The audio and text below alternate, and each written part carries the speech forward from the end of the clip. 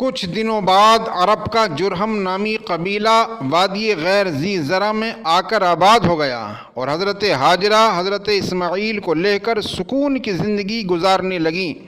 اب حضرت اسماعیل بڑے ہو رہے ہیں، جوانی کی دہلیز پر قدم رکھ رہے ہیں اور اس قابل ہو رہے ہیں کہ ماں باپ کی خدمت کریں، والد کا ہاتھ بٹائیں، ان کے کاموں میں شرکت کریں، مگر اللہ کو تو کچھ اور ہی منظور تھا۔ حکم ہوا کہ اے ابراہیم، امتحان کی تیاری کرو، خود بھی تیار ہو جاؤ اور اپنے لخت جگر اسماعیل کو بھی تیار کر لو اور ان سے کہہ دو کہ ہماری راہ میں اپنی جان کی قربانی پیش کریں۔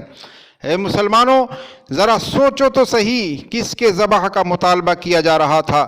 حضرت ابراہیم سے کس چیز کی قربانی طلب کی گئی تھی؟ کسے قربان کرنے کہا گیا تھا؟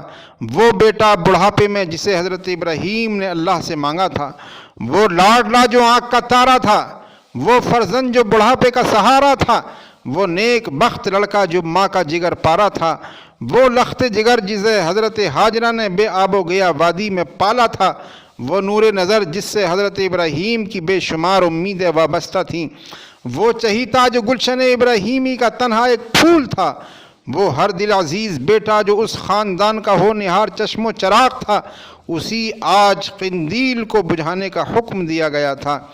آج انہی صفات کے حامل حضرت اسماعیل کی قربانی کا مطالبہ کیا گیا تھا۔ اللہ تعالیٰ نے حضرت ابراہیم علیہ السلام کو خواب میں ذبح کا حکم دیا اور حضرت ابراہیم علیہ السلام نے سر تسلیم خم کرتے ہوئے حضرت اسماعیل کو یہ پیغام سنایا اور کہا، یا بنی انی ارا فی المنام انی اذبحک فانظر ماذا ترا۔ اے میرے پیارے، اے ہاجرہ کے جگر پارے، میں نے خواب دیکھا ہے کہ راہ خدا میں تمہیں ذبح کر رہا ہوں، اللہ کے راستے میں تمہیں قربان کر رہا ہوں، تمہارا کیا خیال ہے؟ غور و فکر کر لو، تمہاری کیا رائے ہوتی ہے؟ سامعین کرام، کلیجے پر ہاتھ رکھ کر سوچیے اور قربان جائیے، اس فداکاری اور جانثاری پر عبرت حاصل کیجیے، باپ بیٹے کی اس اطاعت شعاری سے۔ پتہ ہے آپ کو حضرت اسماعیل نے کیا جواب دیا؟ انہیں معلوم تھا کہ میرے والد نبی ہیں اور نبی کا خواب بھی سچا ہوا کرتا ہے۔ انتہائی وقار و سکون کے ساتھ فرمایا، یا ابت افعل ما تؤمر، اے ابا جان، آپ میرے رائے کیوں معلوم کر رہے ہیں؟ اللہ نے جو آپ کو حکم دیا ہے اسے کر گزریے، اللہ کے حکم کی تعمیل کیجیے، اور رہا میرا مسئلہ تو ستجدنی انشاءاللہ من الصابرین، میں اف تک نہیں کروں گا، انشاءاللہ آپ مجھے صابر و شاکر پائیں گے۔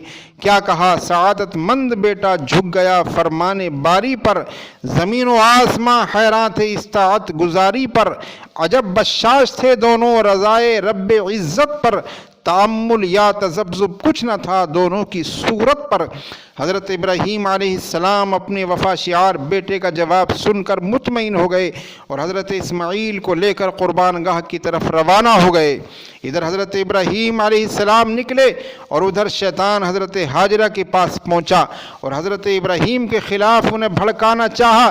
بیٹے کی قربانی کا حوالہ دے کر ان کے دل میں حضرت ابراہیم کے متعلق نفرت و کدورت پیدا کرنے کی کوشش کی، مگر جب وہاں سے ناکام ہوا تو حضرت ابراہیم کے پاس پہنچا اور کہنے لگا، میاں کہاں جا رہے ہو؟ بیٹے کو قربان کرنے؟